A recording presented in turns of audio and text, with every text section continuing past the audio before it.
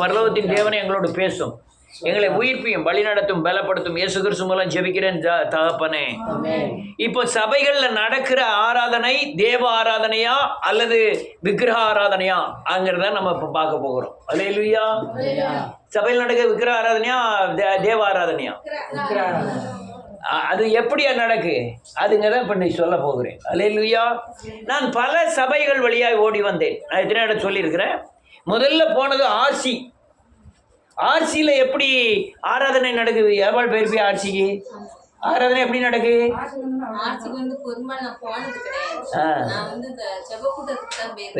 RC இது கோயிலுக்கு போனது கிடையாது. அங்கே ஒரு பெரிய பெரிய ரவுண்டாக ஒன்று வச்சுருக்காங்க. அதுக்குள்ளே நடுவில் அப்பத்தை வச்சு அது மேலே தூக்கி இப்படி காமிப்பாங்க. காமிக்கும் போது எல்லாரும் அநேகர் அபிஷேகத்தில் கூட நிறைந்தாங்க எங்கள் ஆர்சிலேயே. அது அபிஷேகம்னு சொல்கிறாங்க, தூய ஆவிங்கிறாங்க. அது ஒரு ஆராதனையாக தெரிகிறது. அல்லேலூயா. நீங்கள் சிஎஸ்ஐ போனோன்னா ஆராதனை எப்போ போச்சுன்னே தெரியாது. ஆனால் சிஎஸ் உங்கள் சபை பொண்ணிலாம் எப்படி இருக்குது ஆராதனை? இல்லை, சபையில் எப்போ ஆராதனை கடந்து போகுதுன்னே தெரியாது. நீங்கள் ரெச்சனை சென்னைக்கு போனீங்கன்னு வச்சுக்கிட்டோம். நான் கொஞ்ச நேரம் இருந்துட்டு அக்காட்ட தான் கேட்டேன், ஆராதனை எப்போ கடந்து போச்சுன்னு. ஆராதனை ஒரு புஸ்தகம் வாசிக்காங்க, பைபிள் மாதிரி ஒரு நோட்டு வாசிக்காங்க, அதுதான் ஆராதனையா அப்படின்னு சொல்ல.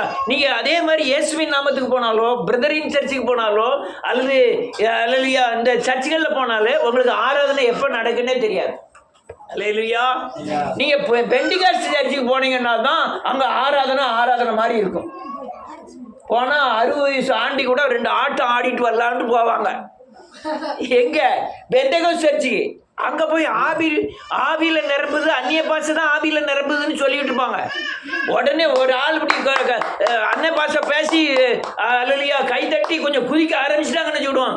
பக்கத்தில் உள்ள ஆள் என்ன நினைக்கும், நம்ம உண்மை போல இருந்தால் நமக்கு ஆவி இல்லைன்னு சொல்லிடக்கூடாதுங்கிறதுக்காக அவங்களும் இது பூரா பெண்டிகாஸ்ட் லைன். பெண்டிகாஸ்ட் சிபிஎம்மோ ஐபிசியோ அது மட்டுமல்ல மாரனாதா ஏஜி இந்த மாதிரி சபைகளும் கூட தங்களை பெண்டிகாஸ்ட் என்று அழைத்து கொண்டு மாம்ச கிளர்ச்சியை உணர்ச்சியின் அடிப்படையில் வெளிப்படுத்த நினைக்கிறார்கள். இது ஆராதனை என்று சொல்லுகிறார்கள். அல்லேலூயா. நீ அநேக சபைக்கு போய் பார்க்கணும். பாருங்க, எல்லா சபைக்கும் போங்க. போய் எப்படி நடக்குன்னு கண்டுபிடிச்சிக்கலாம். நான் போய் பார்த்தீங்கன்னா ரொம்ப அநியாயம் தான் நடக்கும். தேவனை விலக்கிட்டு மாம்சத்தின் கிரியைகள் அப்படியே வேகமாக நடக்கும். அல்லேலூயா. இன்னைக்கு இப்படியான ஒரு வீடியோ பார்த்தேன். அல்லேலூயா. ஜான் ஜெபராஜ் அப்படியே ஆராதனை நடத்துறாரு. மக்கள் கூட்டத்துக்குள்ள போயிட்டு இருக்காரு. ஒரு 65 வயசு பொம்பளை டக்குன்னு அவர் காலில் விழுந்து கும்பிடுதா. ஆனால் அவர் தூக்கி இப்படி விட்டுட்டு அவர் ஆராதனை பாட்டு படிச்சுக்கிட்டே போறாரு. அவன் கடைசி காலத்தில் தன்னை யாரை காமிப்பானா? தேவனை போல காமிப்பான்னு வேதம் சொல்லுது. அவன் தேவன் இருக்கிற இடத்துல இருப்பான்னு சொல்லுது. காலில் விழுந்து அதை ஏற்றுக்கிட முடியுமா? அவர் அங்கீகரிக்காரு. அது ஆச்சு, அதை செய்யாதன்னு சொல்லணும். இப்படி நிம்மதி செஞ்சேன்னா அப்போ தான் இருக்குன்னு சொல்லணும். அவர் அதை அங்கீகரிக்காரு. அது எனக்கு பெரிய சங்கடமாக இருந்தது. எங்கே பார்த்தாலும் ஆராதனைகள் இந்த இப்படிப்பட்ட ஆராதனையை நடத்தலைன்னா நீங்கள் தேவ ஆராதனையில் இல்லைன்னு அப்படின்னு இங்கே அல்லையா தேவ ஆராதனை நடத்த தெரியலன்னு அர்த்தம். எங்கள் பாளையாஞ்செட்டி குளத்துக்கு போயிருக்கோம். நானும் பவுல் நல்லமத்தும் போயிருக்கோம். ராத்திரி ஆராதனை நடத்த சொல்லுங்க. என்னைய எனக்கு ஆராதனை, உங்கள் ஆராதனை வேற, எங்கள் ஆராதனை வேற. அப்படியே வரோம், அப்படியே வெளியே எல்லா காரியத்திலும் ஈடுபட்டு வரோம். இங்கே ஒருத்தன் பாட்டு படிக்கிறவனை பார்த்தா பக்கா இயக்கியனா இருக்கும். அவன் இந்த முடியை வச்சுக்கிட்டு இந்த ரிங்கை போட்டுக்கிட்டு வாய்க்குள்ள நீந்த சவைச்சிக்கிட்டு டிங் டிங் டிங் டிங் டிங் டிங் டிங் டிங் அடிக்காம பார்க்கணும். அவனுக்கு அடிக்க தெரியுமா? அவன் அடிக்கிறதே ஒரு ஸ்டைலு. டிங்கு டிங்கு டிங்கு டிங்கு டிங்கு டிங்கு டிங்கு டிங்கு டிங்குன்னு அடிக்கான். பாட்டு படிக்கிறார், இப்படி பாட்டு படிக்காரு. டிங்கு டிங்கு டிங்கு டிங்கு டிங்கு டிங்கு ஆராதனை பாடல். அட்டுழியம், பயங்கர அட்டுழியம். இது என்னத்தை உண்டாக்குறது? அல்லேலூயா. நாம் உணர்வின் அடிப்படையில் ஆராதிக்கிறோம். சொல்லுங்க. மாம்சத்தின் சபையின்காரர்கள் யாவும் உணர்ச்சியின் அடிப்படையிலே ஆராதனை செய்கிறார்கள். நம்ம உணர்வு நல்லதா, உணர்ச்சி நல்லதா? உணர்வு, நான் பாவி, நான் தேவனை சேவிக்கிறேன், தகுதி இல்லாதவன், ஆண்டவரே இறங்கும், இது உணர்வு. உணர்ச்சி என்பது சரீரத்திலையும் அப்படி கிளர்ச்சி ஏற்படுத்தும் உணர்ச்சி. இன்னைக்கு அநேக ஆராதனைகள் அப்படி உலகம் பூரா அமைஞ்சு போச்சு. எங்க பார்த்தாலும் ஆராதனை பார்த்தா பயங்கர ஸ்பீடு. ட்ரம்ம வேகமாக அடிப்பாங்க. டன் டன் டன். பெந்திகோஸ்து சர்ச்செல்லாம் போனீங்கன்னா வேகமாக அந்த காத்திருப்பு கூட்டத்துக்கு அநேக நாள் போயிருக்கேன். ஞாயிற்றுக்கிழமை வந்து இங்கே ஆராதனைக்கு வரணும். என் கூட இருந்தார் அவர் யார், முத்தியா கண்ட்ரக்டரு, டிடிசி கண்ட்ரக்டரு. அவர் என்ன பெண்டிகாஸ்து சர்ச்சுக்கு இப்போ ரயில்வே ஸ்டேஷனுக்கு எதிர்த்தால கட்டியிருக்காங்க. அப்போ மங்கம்மா சாலைக்குள்ளே இருந்து, மங்கம்மா சாலையே அங்கே என்னது அந்த என்னது அது பேர் என்ன பேர், அந்த பேரே வரமாட்டேங்க. அந்த அந்த தெருக்குள்ளே இருந்தது. அந்த தெருவில் போய் எனக்கு சனிக்கிழமை தவிர அவர் கூட போவேன். ஆவியில் நிரம்புவாங்க பார்க்கணும். டான் டான் டான் டான் தட்டிக்கிட்டு விறுவிறுன்னு தட்டிட்டு அப்படியே ஆவியில் நிரம்புவாங்க. அந்நிய பாஷை பேசிட்டு ஓன்னு கத்திக்கிட்டு என்னெல்லாம பண்ணுவாங்க. ஆனால் அந்த ட்ரம்மை நிப்பாட்டிட்டு அபிஷேகம் பேரும். அபிஷேகம் எதுக்குள்ளே இருக்கு? ட்ரம்முக்குள்ளே தான் இருக்கு. நம்ம முறைமைகள் கரெக்டாக கவனிக்கணும். பாடல்கள் அப்புறம் சங்கீதம் வந்து நீங்கள் ஆராதனைக்கு உங்களை தகுதிப்படுத்துவது. உங்களை என்ன செய்து தகுதிப்படுத்து. ஜீவனுள்ள ஒரு தேசத்தில் நீ நன்மையை காண்பேன் என்று விசுவாசியாக இருந்தால் நீ கெட்டு போயிடுவ. அப்போ நம்ம விசுவாசியின் ஆண்டவரைங்கிற உணர்வை ஏற்படுத்துவது. அல்லையா, அந்த உணர்வை ஏற்படுத்தி தன்னை தாழ்த்தி பாவரிக்கை செய்து ஆராதனைக்கு தகுதிப்படுத்துகிறோம். நான் எங்கேயோ ஒரு பாட்டு படிச்சுட்டு உங்களை ஆவியில் நிரப்புறது இல்லை. நீங்கள் உங்கள் வாயினாலே தேவன் மகத்துவமானவர், தேவன் வல்லமை உள்ளவர், தேவன் உன்னதமானவர். இது ஆவியில் ஆராதிக்கிறோம். அவங்க ஆவியில் ஆராதிக்கிறோம் என்று சொல்லி மாம்சத்தில் ஆராதிக்கிறார்கள். அல்லேலூயா. நல்லா கவனிக்கிறோம். இந்த ஆவியில் ஆராதிப்பது நாம் மட்டுமல்ல, இருக்கிற சின்ன பிள்ளை அல்லையா தீமத்தை மால்கொண்டு அவனை தேவனை மகிமைப்படுத்தணும்னு வைக்கிற ஆராதனை. யாருனாலும் சின்ன சின்ன பிள்ளைகள்னாலும் நீ தேவனை மகிமைப்படுத்தணும். 2 வார்த்தையாவது தேவனை உன்னதமானவர்னு பரிசுத்த இருதயத்தோடு, முழு இருதயத்தோடு, முழு ஆத்மாவோடு, முழு பலத்தோடு அவரை தொழுது கொள்ள வைப்பதுதான் ஆவிக்குரிய ஆராதனை. அல்லேலூயா. நம்ம ஆராதனை முறைமைகள் வெளியே உள்ள ஆராதனை முறைமைகள் மாதிரி கிடையாது. நம்ம ஆட்களே அங்கே பெண்டிகாஸ்டில் கொண்டு விட்டு உடனே பக்கத்தில் உள்ளவங்களாம் அந்நிய பாஷை பேசி ஓன்னு கத்தும்போது இவங்க பக்கத்தில் பார்த்துட்டு போய் என்ன இப்படி கத்தான்னு நினைப்பாங்க. நம்ம ஆளுவ இது சரியில்லைன்னு அங்கே தெரியும். நாங்கள் சர்ச்சை பேர மச்சினேன் ஹல்லேலூயா சோத்திரமாக அடப்பாவி. முதல் நாள் பார்த்தா அங்கே வரி பிடிச்சிக்கிட்டு இருக்கான். ஊரில் வரி பிடிச்சிட்டு இருக்கான். அங்கே போய் பார்த்தா ஒரே சோத்திரம் ஹல்லேலூயா ஹல்லேலூயா ஹல்லேலூயா. இதெல்லாம் நீங்கள் எல்லாத்துலேயும் தவறு பண்ணது எல்லா தவறும் தவறு தான். ஆனால் ஆராதனையில் தவறு பண்ணினால் நீங்கள் எல்லாத்துலேயுமே தவறு பண்ணதான் மாறிடும். ஆமென். நல்ல காலங்க நீங்கள் பாட்டு படிக்கல தவறு பண்ணிடலாம், பிரச்சனை இல்லை. உங்களுக்கு பாட தெரியாது அல்லது கருத்து தெரியாது, விட்டுருங்க. அல்லையா, வசனத்தில் கேட்குற வசனம் உங்கள் இருதயத்தில் நிற்காமல் கூட இருக்கலாம். ஆனால் ஆராதனையில் மாத்திரம் தவறு பண்ணக்கூடாது. ஆராதனை யாராக ஆராதிக்கிறோம்? Direct connection. எனக்கும் தேவனுக்கும் உணர்வின் அடிப்படையில் கனெக்ஷன், உணர்ச்சியின் அடிப்படையில் அல்ல. யார் உணர்வின் அடிப்படையில் தேவனை சேவிக்கலையோ அவங்க முழுமையான ஆராதனை பண்ணவில்லை. அல்லேலூயா. இன்னைக்கு சொல்லுங்க, எல்லாரும் சொல்லுங்க, இயேசு சிலுவையில் அறையப்பட்ட இயேசு கிறிஸ்துவை நோக்கி மனம் திரும்பி பாவ மன்னிப்பின் நிச்சயத்தை பெற்று பரிசுத்த ஆவியானவர் மூலமாய் பரலோகத்தில் வீற்றிருக்கிற கர்த்தராகிய இயேசு கிறிஸ்துவை மகிமைப்படுத்துவதே தேவ ஆராதனை. இதுதான் ஆராதனை. இது மற்ற எந்த காரியமும் ஆராதனையாய் உட்படவே செய்யாது. அல்லேலூயா. இப்போ எப்படி ஆராதிக்காங்கன்னு பார்ப்போம். யாரோ ஒரு எடுத்து வாசிக்கலாம். எசேக்கியேலின் புஸ்தகம்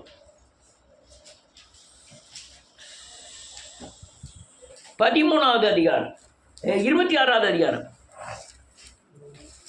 எசேக்கியேல் 26வது அதிகாரம் 13வது வசனத்தில் இருந்து.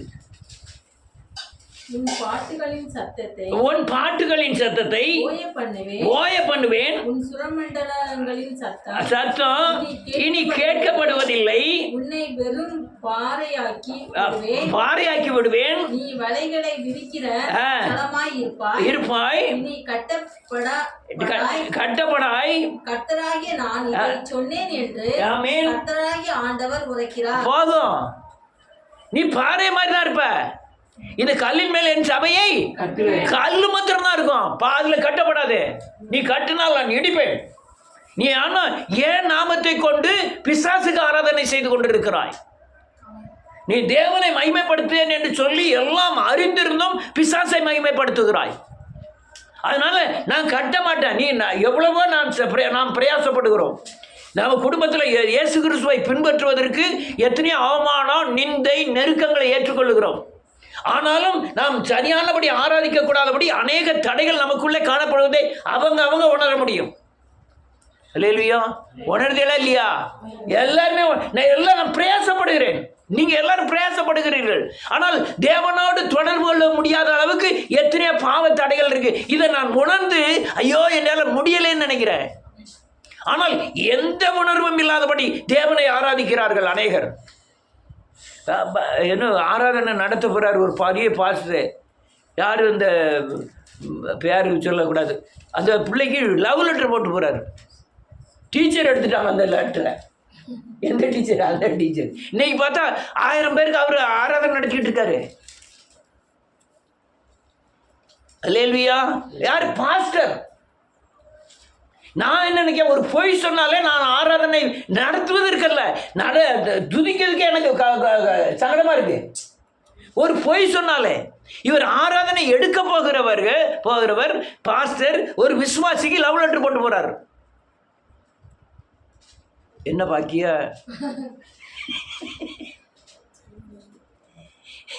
இது அட்டுழியமா இல்லையா? ஆனா அவங்க கட்டப்படுதாங்க, அவங்க சபை கட்டுறாங்க. சபை இந்த சபையை விட்டுட்டு ஒரு பெரிய சபையெல்லாம் வாங்கியாச்சு, இன்னும் 1000 பேருக்கு கூட ஆள் வருது. நம்ம இப்படிதான் ஆராதிக்கணும், மனம் திரும்பு, பாவம் மன்னிப்பு, நிச்சயத்தை பெரு, இருதயத்தை பரிசுத்தம் பண்ணு. அடுத்த ஆராதனைக்கு அடுத்த ஆளே காணல.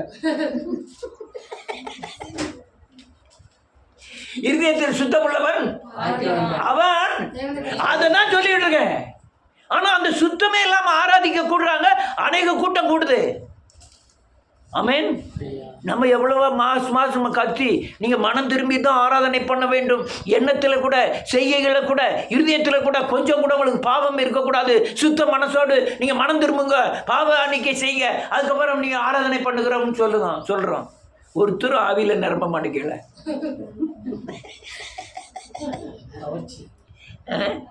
யாராவது ஒரு ஆள் 2 அந்நிய பாஷை பேசி அப்படியே குதின்னு குதிச்சு எதுவும் ஒண்ணுமே செஞ்ச மாதிரி தெரியலையே. ஒரு வசனத்தை வாசிப்போம். ஆமோஸின் புத்தகம் 5வது அதிகாரம்.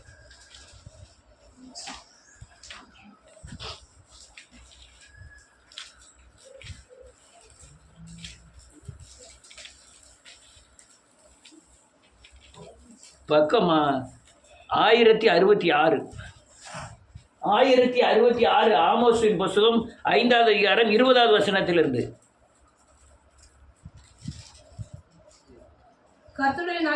கர்த்தருடைய நாள் வெளிச்சமாயிராமல் இருளும் அந்தகாரமாய் இருக்கும் அல்லவா? உங்கள் பண்டிகைகளை பகைத்து வெறுக்கிறேன். ஆசரிப்பு நாட்களில் என்ன எழுதிருக்கு? பண்டிகை எப்படி கொண்டாடுறாங்க? ஒரே ஆட்டம் பாட்டம் கொண்டாடணும். அங்க ஆடல் பாடல்னு சொல்லி நிறையெல்லாம் வச்சு நல்ல டான்ஸ் ஆடுறதெல்லாம் கூப்பிட்டு வர்றாங்க. இவங்களே டான்ஸரா மாறிடுவாங்க. அங்க எவளுக்காவது 2 பேருக்கு ரூபாயை கொடுத்துட்டு வந்து ஊரு பூரா ஒருத்தி 2 பேரை அரைவரை ட்ரெஸ் போட்டு ஆட வச்சு எல்லாரும் பார்க்கலாம். ஆனா நீ ஏன் ஆளை கூப்பிட்டு வரணும்? நாங்களே டான்சர். சபைகளை சொல்றேன், பரிசுத்தாவியான ஒரு அசைவாடு நேரத்தை சொல்றேன். ஆசாரியனை பரிசுத்த ஆராதனை நடத்துறதுக்கு முந்தி மேலாம் மணி கட்டியிருப்பாங்க, காலில் கயிறை கட்டி பரிசுத்த ஆராதனை நடத்த விடுவாங்க. அவன் அங்கே போகிற வழியிலே ஏதாவது வேசித்தனம் அல்லது கொலைபாதகம் ஏதாவது தப்பு பண்ணியிருந்தான்னா உள்ளே போய் செத்துருவான். அதுக்காக வேண்டி தான் அவனுக்கு கயிறு போட்டு உள்ள அனுப்புகிறாங்க. மணி சத்தம் கேட்கலன்னா இழுத்தா பிறந்தா வெளியே வரும். அப்படி ஆராதிச்ச கர்த்தராகிய இயேசு கிறிஸ்து இன்னைக்கு எப்படி மகிமைப்படுகிறார்? சபைகளில் எப்படி மகிமைப்படுகிறார்? அடுத்தவங்க பார்த்து துப்புதான். என்னடா ஆராதனை இது? என்ன இந்த யூடியூப்ல அல்லையா அநேக வீடியோ வரும். நம்ம நடத்துகிற அநேக கூத்துகள் அதில் போட்டு விடுதோம். யார் தெரியுமா? கிறிஸ்டின் இல்லை, இந்துக்கள் போட்டு விடுதோம். இது என்னையா நடக்கு கிறிஸ்துவத்தில்? இல்லையா? ஏன்னா உடனே தண்டனை வராதனால மக்கள் இப்படி செய்கிறாங்க. அடுத்தல பண்டிகை வெறுக்கிறேன். அடுத்தல உங்கள் தகன பலிகளையும் உங்கள் தகன பலிகளையும் போஜன பலிகளையும் எனக்கு படைத்தாலும் அங்கீகரிக்க மாட்டேன். முழுமையான உங்கள் மிருகங்களின் ஸ்தோத்திர பலிகளை ஆமென் நான் நோக்கி கூட பார்க்க மாட்டேன். நீ எவ்வளவு பலி செலுத்தினாலும் நான் நோக்கியே பார்க்க மாட்டேன். ஐயா, என் நிலை இப்படி, என் சரீரத்தை தகனிக்க கொடுக்கிறேன். என் நாவு பொய் சொல்லிட்டு இந்த நாவை உங்களுடைய அக்கினினால சுட்டு பரிசுத்தமாக்கும். அப்படி போய் ஜெபிக்க வேண்டும். அப்படியெல்லாம் ஜெபிக்காம உங்க தகன பலியெல்லாம் நான் ஏற்றுக்கிட மாட்டேன். சிஎஸ்சியில் மனம் திரும்புன்னு ஒரே ஒரு வார்த்தை வரும், அவ்வளோதான். அது அந்த நோட்டில் எழுதியிருக்கையில மனம் திரும்புகள்னு வரும், அவ்வளோதான். ஏன் கரெக்டாக சொல்ல முடியாதா? யார் பெனியன் நடத்தாரு பெங்களூர்ல மீட்டிங். யார் வந்து உட்கார்ந்தா? முதலமைச்சர், பெரிய எம்பி, எம்எல்ஏக்கள் எல்லாம் வந்து உட்கார்ந்தாங்க. பெனியன் வரக்கூடாதுன்னு இந்தியாவில் எத்தனை பேர் தடை போராட்டங்கள் நடத்தான், கருப்பு கொடி காட்டுதான்.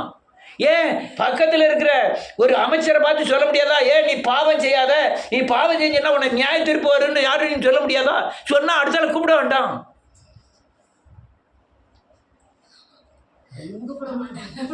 கூப்பிட வேண்டாம்ங்க. அடுத்தாவுக்கு இந்தியாவுக்கு கூப்பிட வேண்டாம். பெனியன் சொன்னா இந்தியா அசையும். இந்தியாவில் இருக்கிற கிறிஸ்துவர்கள் அசைவார்கள். நீ எது எப்படியோ நம்மகிட்ட உருவாகிற ஒவ்வொருத்தரும் ஒவ்வொரு பெரிய பெரிய தீப்பந்தங்கள். இப்போ வேணா நீங்க ஊமையா பார்க்கலாம் அநேகரை. அந்த சுவிசேஷத்தை மட்டும் சொல்லலை, எல்லாத்தையும் சொல்றேன். மௌனமா இருக்காருன்னு நினைக்க வேண்டாம். கர்த்தர் நாவை தொடுவார். தொடும்போது பேசாதவர்கள் என்ன செய்வார்களா? நான் திக்கு நாயும் மந்த நாவுன்னு சொல்ல மாட்டான், பேச ஆரம்பிப்பான். ஊமையன் பேசுவான்.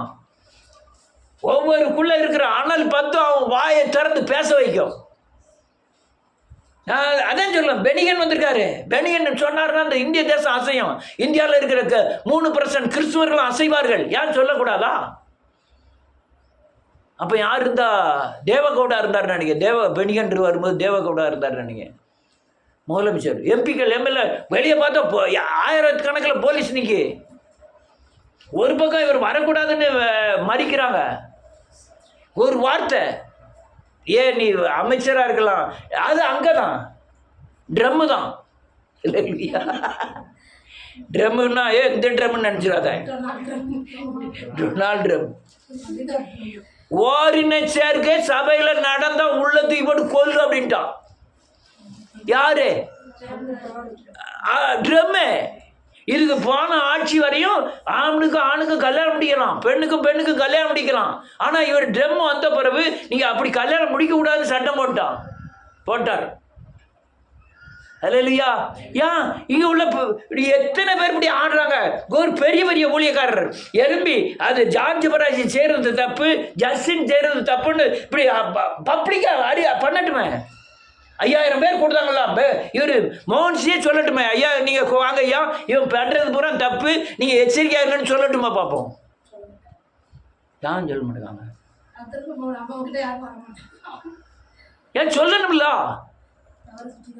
மத மாற்றத்தான சட்டம் போட்டான். சினிமா நடிகன் சொல்றான், அல்லையா கிறிஸ்தவர்கள் ஒன்றும் மதம் மாற்றலை, அவன் என்னைக்கு மதம் மாற்றினான், அவன் பிரச்சாரம் பண்ணான்னு சொல்றான். அல்லையா இன்னொருத்தன் சொல்லுவான், இன்னொரு நடிகர் சொல்லலாம், அவன் மதம் மாற்றினான் தான் என்ன, உங்க இதில் சாதி பார்க்க, அவன் சாதி பார்க்க மாட்டேங்கான், அவன் நன்மை செய்யறான், பாட்டா மாற்றிருப்பான், நீ மாற்று அப்படின்னு இன்னொருத்தன் பேசுறான். இவங்கள ஒரே ஒரு ஆளு மதம் மாற்றம் பண்ணல, அவன் இயேசுதான் சொல்லான்னு இவங்க ஒரே ஒரு ஆள் சொல்லட்டுமே. யா இன்கம் டாக்ஸ் வீட்டுக்கு வந்துமா? இன்கம் டாக்ஸ் ராத்திரியோட ராத்திரியா வீட்டுக்கு வந்துடுவான். மதம் மாற்றல, கிறிஸ்துவர்கள் சரியாக தான் இருக்கிறாங்கன்னு சொல்லதுக்கு ஒரு ஆளுக்கு கூட எனக்கு மடியில் கனம் இல்லை, வழியில் பயம் இல்லை. அதே மாதிரி ஊழியக்காரன் கடைசி வரை இருந்தவனா, பெரிய பெரிய ஊழியக்காரனா, சின்ன ஊழியக்காரனா, கடைசி வரை இருந்தவனா, எங்கனாலும் எப்படியும் பேசலாம். அதுக்கு அவர் தான் சிங்கம். யாரு? அகஸ்டின் ஜெபமணி. இவர் பில்லி கிரகம் எங்க போனாலும் சீன தேசத்துல போய் பேசுறார். அல்லேலூயா. ஆனா ஏன் இந்த அந்த ஆராதனை முறைமைகள் சரியில்லாம தான் இந்த கேடுபாடுகள். ஆராதனை முறைமை சரியா எல்லாமே சரியா இருக்கணும். நீ எல்லாமே எந்த வகையில் நீ தப்புனாலும் ஆராதனையில் தப்பாயிரும். உன் வாழ்க்கையில் எந்த கோணத்தில் எங்கன போய் தப்பு பண்ணாலும் நீங்க பண்ற ஆராதனை தவறாயிரும். சொல்லு சரிதானா? ஏன் நீ பண்ணுவீங்க, உண்மையா பண்ற மாதிரிலாம் இருக்கான். உங்களுக்கும் தேவனுக்கும் கனெக்ஷன் இருக்காது. நான் இவ்வளவு ஆட்கள் குறைஞ்ச வரவும், இவ்வளவு காயங்களை பற்ற வரவும், இவ்வளவு அவமானத்தை ஏற்ற வரவும், இந்த ஊழியத்தை தாங்கி செய்ய காரணம் என்ன தெரியுமா? நான் என்னுடைய ஆராதனை முறைமைகள் எனக்கு சரியா இருக்கு. எனக்கும் தேவனுக்கும் கரெக்டான லிங்க் இருக்கு. அல்லேலூயா. இன்னொரு வசனத்தை வாசிப்போம். ஆமோஸின் புத்தகம் 5வது அதிகாரம் 20வது வசனம் 20 to 23. கர்த்தருடைய நாள் வெளிச்சமாயிராமல் 23.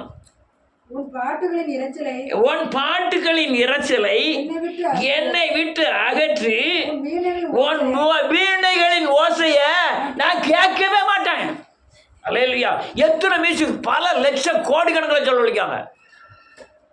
இதே பெருமாட்சி பாட்டு போட்டு தரலாம், எல்லாத்துக்கும் ஃப்ரீயானு கொடுத்தானா? என்ன இதில் என்ன எழுதிருக்கு தெரியுமா? இது என்ன எழுதிருக்கு?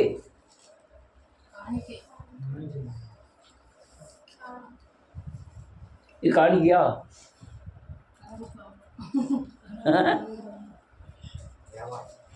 இது வியாபாரம். நீ சொல்ல மாதிரி காணிக்க இல்ல.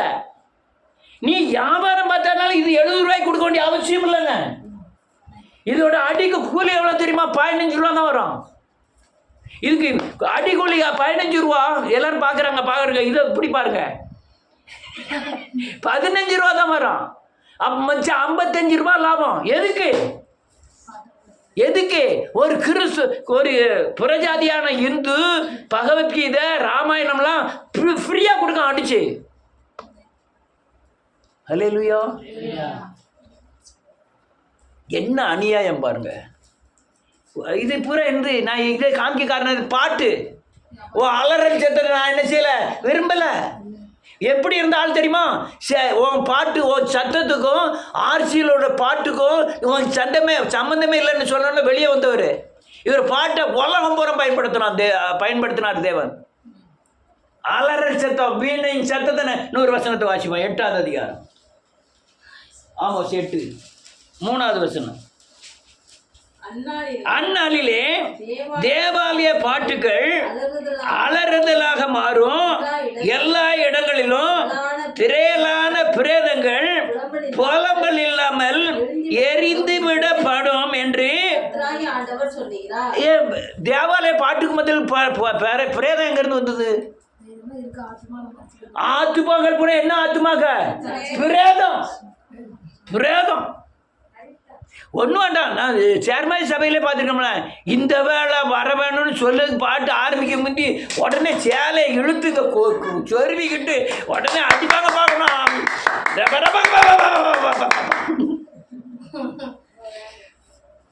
யாரு? பிணம் ஆடுது, பிணம் போகுது, பிணம் பேசுது. நான் சொல்லல, வேதம் சொல்லுது. பிரேதம் உள்ள என்ன இல்லை? ஜீவன் இல்லை, கிறிஸ்து இல்லை. அநேக நினைக்கிறாங்க, இன்னொரு நாள் பாடுபட்டுனா 10,000 பேர் வந்துட்டாங்க. ஐயா, இது எதுக்குயா? பிணமா 1000 பேர் சேர்ந்ததுக்கு? உயிருள்ளவன் ஒருத்தர் தான் போதுமா? போறாதான். நீங்க 1000 பிணத்தை கொண்டு வரோம். யாரு? அலெக்ஸ் 1000 பிணத்தை வீட்டில் கொண்டு வந்து வைக்கான். அதுல ரஜினிகாந்த் இருக்காரு, விஜய் இருக்காரு, அதுவும் பிணம் தான். ஒண்ணுமே வேண்டாம். இப்போ உயிரோட ஒரே ஒரு யாராவது ஒரு நடிகன் சொல்ல, எவனா ஒரு சிரிப்பு நடிகன், அவன் பெரியவனா? அந்த 1000 பேர் பெரியவங்களா? அவங்க அந்த 1000 பேர் பிணம் மறுநாள் என்ன ஆயிரும்? இவரும் நார மாட்டார். அதான் வேதம் சொல்லுது. பாட்டு படிக்கிற இடத்துல பிரேதமா கிடக்கு. அலறல் எனக்கு பிடிக்கல. இன்னைக்கு நடக்குது பூரா அதான். சத்தியம் பேசுறதுக்கு 20 நிமிஷம், பாட்டு படிக்கிறதுக்கு 15 பாட்டு. 10 பாட்டாவது படிக்காங்களா? வீட்டு ஜப கூட்டத்தில் ராத்திரி ஜப கூட்டத்தில் 10 பாட்டாவது படிக்காங்களா? ஒரு 8.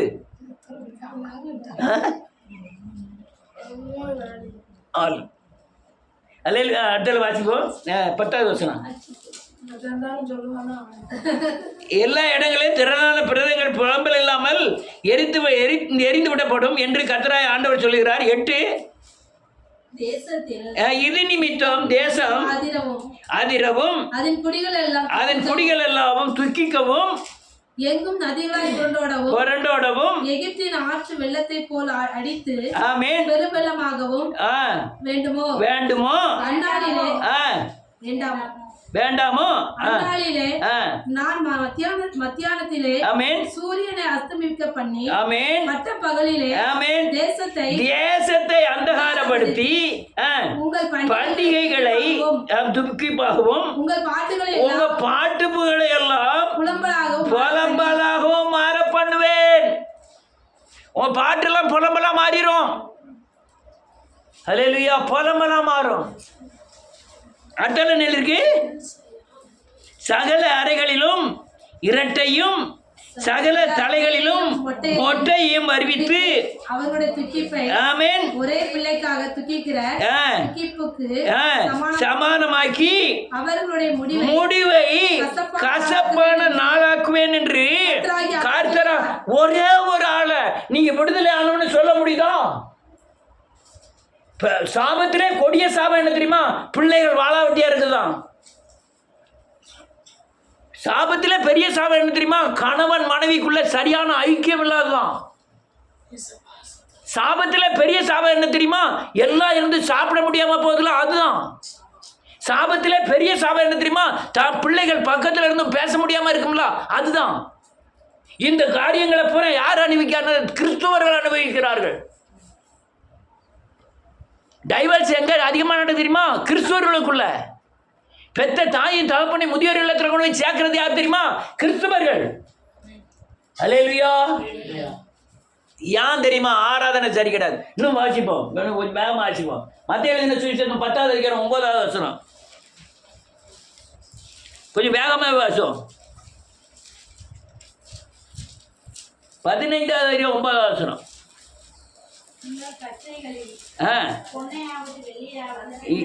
இல்ல, மனுஷனுடைய கற்பனைகளை உபதேசங்களாக போதித்து வீணா எனக்கு ஆராதனை செய்கிறார்கள் என்று ஏசாயா தீர்க்கதரிசி நன்றாய் சொல்லி இருக்கிறது போல இந்த ஜனங்கள் இப்ப படிக்கிட்டு இருக்காங்க.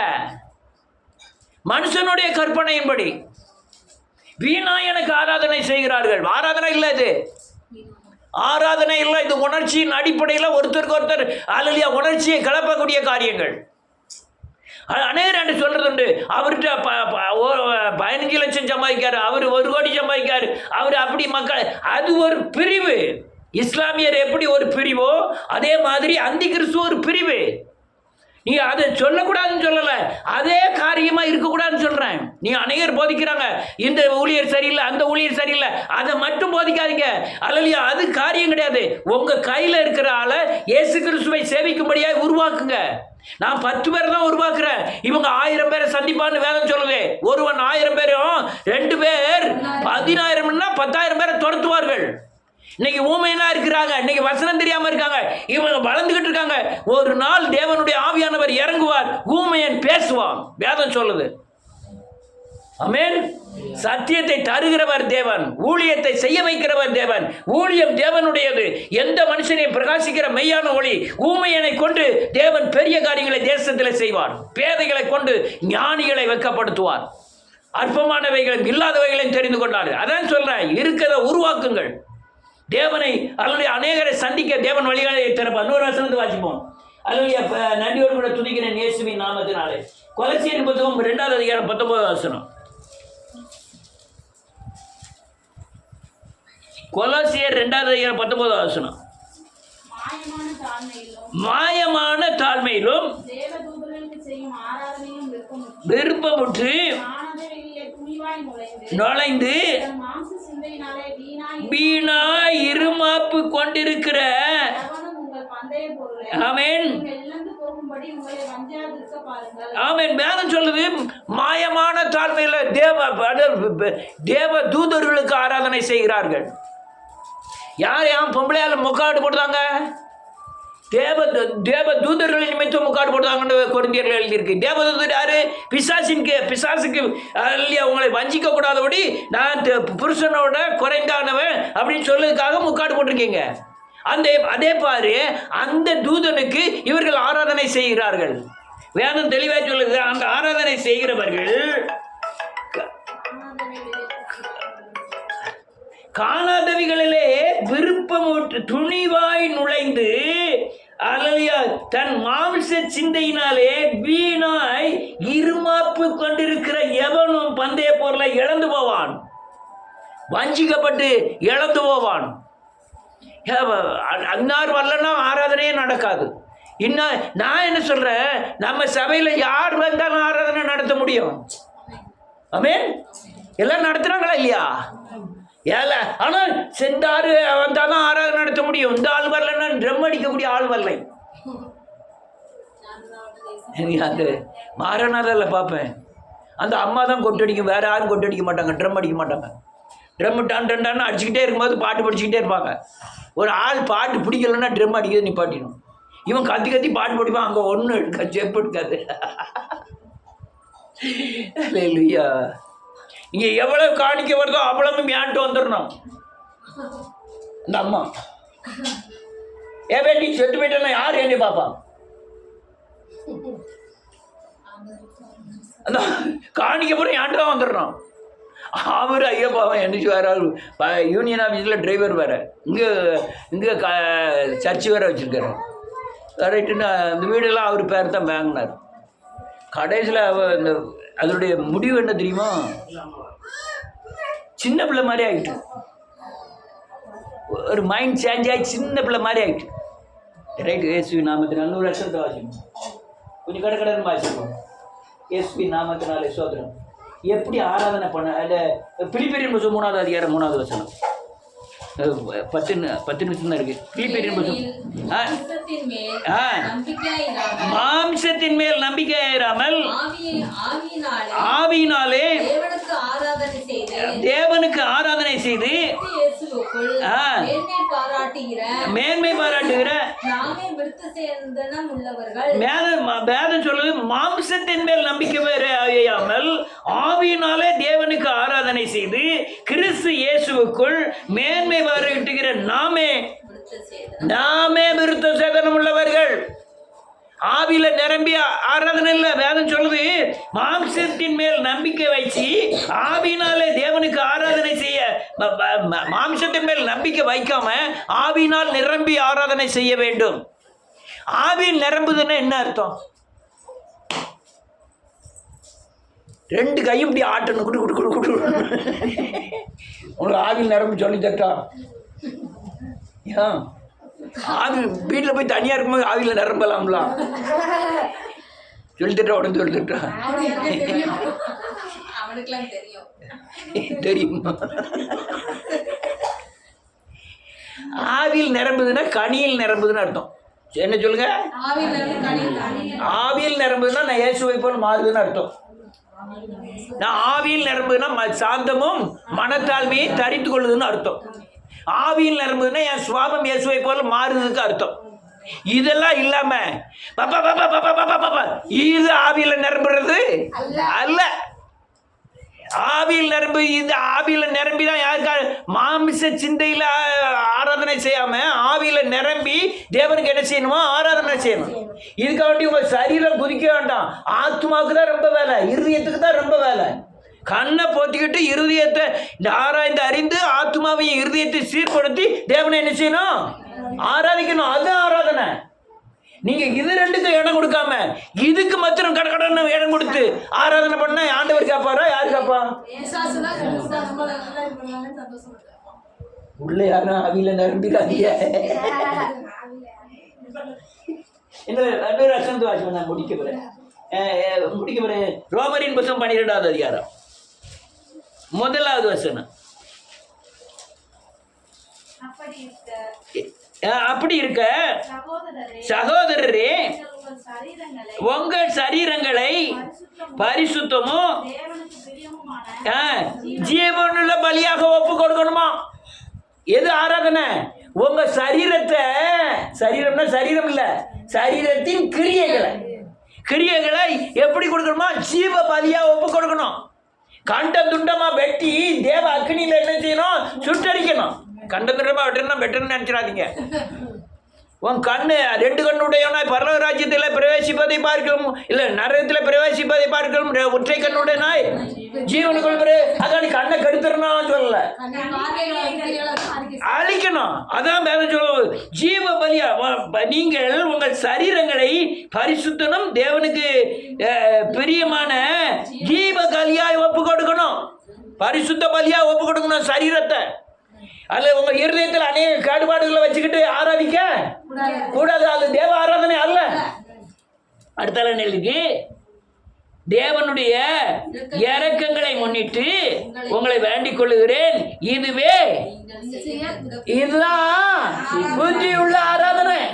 தேவனுடைய இரக்கத்தை வச்சு சொல்லுவையா? உங்க சரீரத்தில் 1000 அசுத்தங்களை வச்சுக்கிட்டு நீ ஆராதிக்கிற ஆராதனை தேவனுக்குரிய ஆராதனை அல்ல. நீங்க சரீரத்தை பரிசுத்தமாக்கி தகன பலியா ஒப்பு கொடுத்து நீங்கள் தேவனை ஆராதிக்கிறதா புத்தியுள்ள ஆராதனை. அடுத்த என்ன இருக்கு?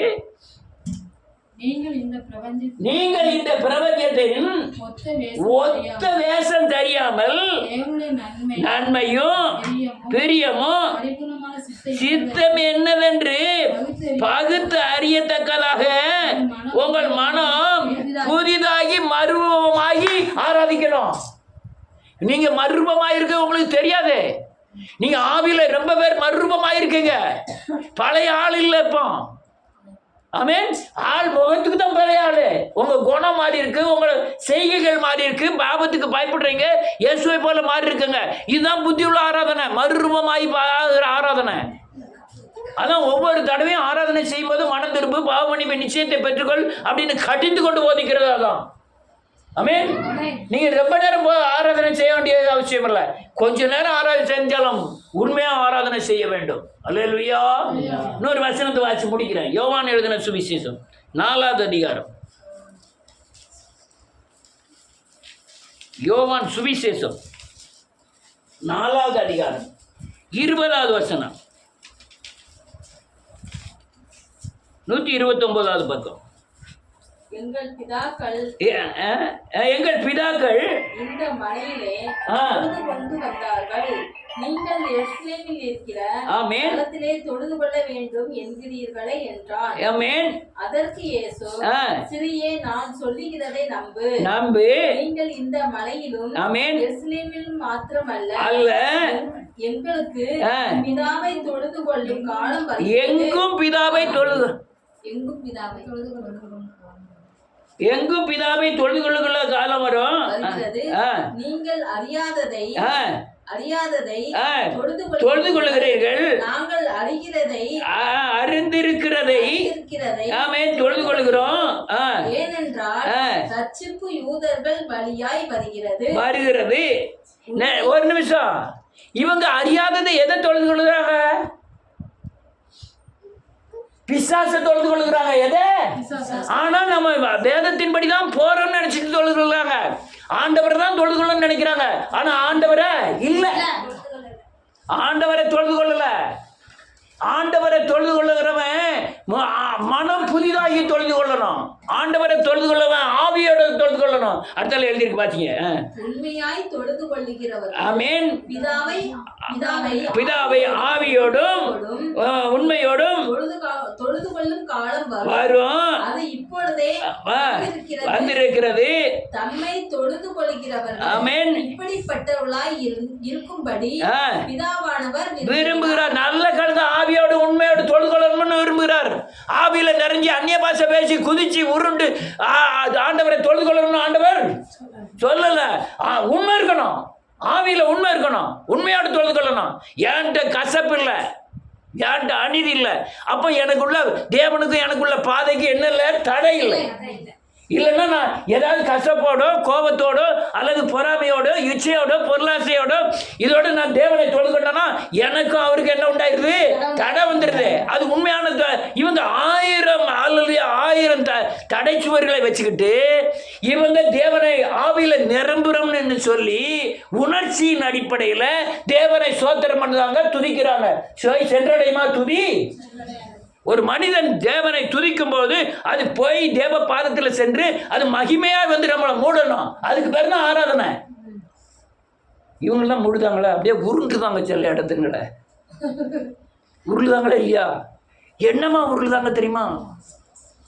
என்ன பக்கத்தில் உள்ள பொம்பளை என்ன நம்ம உருளலைன்னா இவங்க நம்மகிட்ட ஆவி இல்லைன்னு சொல்லிடுவாங்க. ஆவி இல்லை, அபிஷேகம் இல்லை, இதுக்கு வெறுங்கட்டான்னு சொல்லிடுவாங்க. நம்மளும் என்ன சொன்னா அந்த அக்காவோட நம்ம உருளணும். உருண்டு பிறண்டாது எந்திரிச்சிடும். இது இந்த சிக்மங்களூர் போயிருந்தேன், முடிச்சிட்டேன். சிக்கலங்கள் பேர் எல்லாருக்கும் தலையில் கை வச்சு ஜெயம் பண்ணுங்கன்ட்டார் அவர் சுரேஷ். உடனே எண்ணெயை வச்சு ஒவ்வொரு ஆளாக ஜெபம் பண்ணிட்டு வந்தேன். உடனே ஒரு ஆள் கொட்டாய் விட்டுது. சரி, ஒரு ஆளுக்கு போய் தலையில் போய் கை வச்சு ஜெபம் பண்ண போனேன். ஜெபம் பண்ணோன்னா அவரு தலையை முடிய சிக்குன்னு முடிச்சுட்டேன். இயேசுவின் நாமத்தில் நான் ஆவியில் நிரம்புதேன், என்கிட்ட அசுத்தாவி இல்லைன்னு அது கன்னடத்தில் சொல்லுது. பக்கத்தில் முனங்கால் போட்டிருந்த பொம்பளைக்கு ஹிந்தி தெரியும் போல் இருக்கு. அது டக்குன்னு சொல்லுது, பாஸ்டர் அவர் ஆவியில் நிரம்புதான், அசுத்தாவி இல்லை, நீங்கள் டக்குன்னு இப்படி பிடிச்சிட்டேல அப்படின்னு. ஹாய் போடுவோம். அல்லேலூயா, அல்லேலூயா. என்ன அப்போ நான் பிடிக்கும் போது ஆவி எங்கே போச்சு? டக்குன்னு ஆவி நின்று போச்சு. நான் ஆவியில் நிரம்பல, இது அசுத்தாவியில் பரிசுத்தாவின்னு சொல்லுது. நான் பிடிச்சிருக்கும் போது ஆவியில் என்ன செஞ்சிருக்கணும்? நிரம்பியிருக்கணும். டக்குன்னு ஆவி போயிட்டு அப்போ உள்ள எழுது டூப்ளிகேட். அல்லேலூயா. அட்டல் என்ன எழுதிருக்கு? நீங்கள் தேவன் ஆவியா இருக்கிறார், அவரை தொழுது கொள்ளுகிறவர்கள் ஆவியோடும் உண்மையோடும். ஆமென். இப்போ ஆவியோடு உண்மையோடு தொழுது கொள்ளணும். ஆவி இருக்கு, என்ன இல்ல? உண்மை இல்லை. உண்மை இருந்தா நீங்க ஆவியை கொண்டு வரணுங்கிற அவசியம், அது ஆட்டோமேட்டிக்கா இருதயத்தை என்ன செய்யும்? நிரப்பிக்கிட்டே இருக்கும். நீ உண்மை இல்லாம ஆவியில தொழுது கொள்ளுகிறவர்கள் தான் இன்னைக்கு அநேகம் உணர்ச்சியின் அடிப்படையில் தொழுகிறார்கள். உணர்வின் அடிப்படையில் தொழுது கொள்ளணும். ஐயா நான் தகுதி இல்லாம அவன் சொன்னான், அல்ல யாரு பரிசுன்னு சொன்னான். ஆண்டவரே உண்மை ஏற்று பார்க்க கூட எனக்கு என்ன இல்லை, தகுதி இல்லை ஆண்டவரே, பாவியாகிய என் மேல் இதுதான் ஆராதனை. துணிகரமான பலிபீடத்தில் ஏறி ஆடுன்னு ஆடுறதெல்லாம் ஆராதனையே கிடையாது. ஆடுதவங்க ஆடிட்டு போறாங்க, கர்த்தருக்கு பதில் கொடுப்பாங்க, எல்லாரும் முழங்கால் படிக்கிறோம்.